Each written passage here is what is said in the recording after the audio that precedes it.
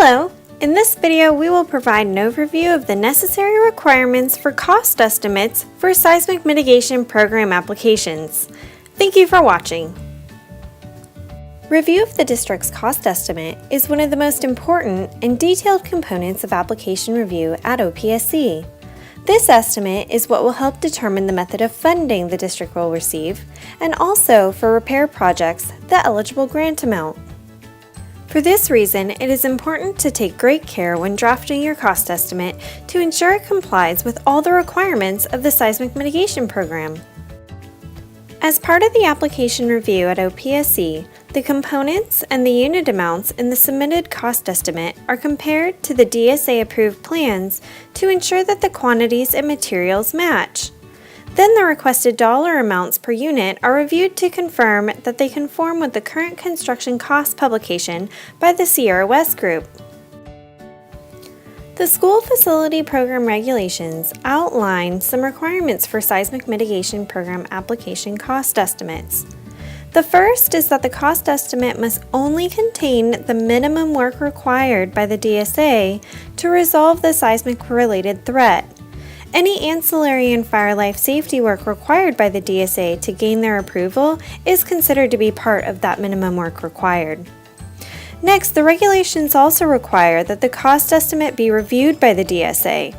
This takes place during Phase 2 for replacement projects and Phase 4 for repair projects.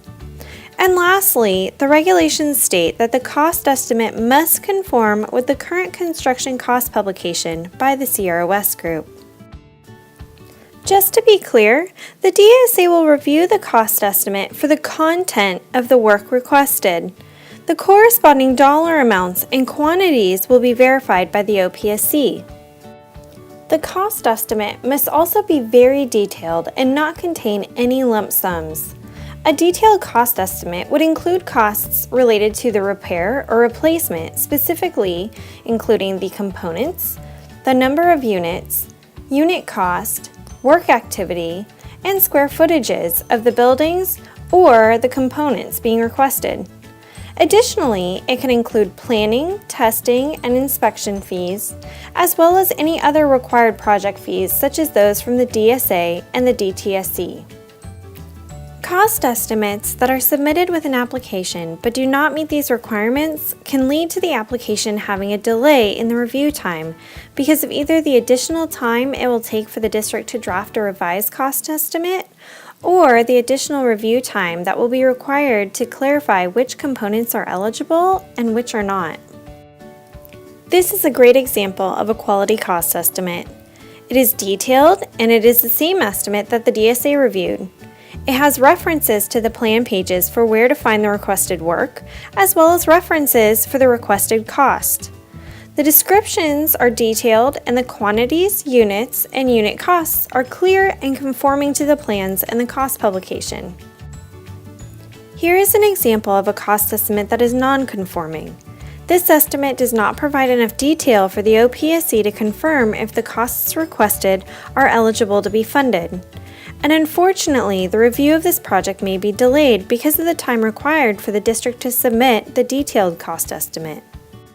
And lastly, here are a few more points just to keep in mind. While hard construction costs are based on the current construction cost publication, soft costs will be allowed based on a percentage of the hard construction costs that are approved by the OPSC. Additionally, we highly encourage the district to submit an electronic copy of their cost estimate, preferably in Microsoft Excel format. This will make the review of your cost estimate much more efficient.